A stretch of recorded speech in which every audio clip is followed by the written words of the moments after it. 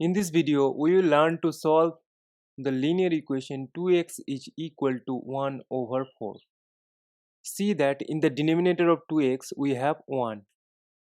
Now cross multiplying, we will have 2x times 4 is equal to 1 times 1.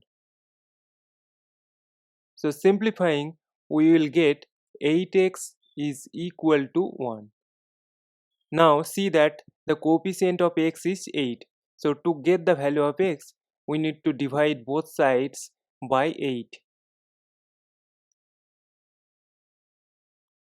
Now see that 8 get cancelled. So we have x in the left hand side and in the right hand side we have 1 over 8. So this is the solution of the given linear equation and this is our answer.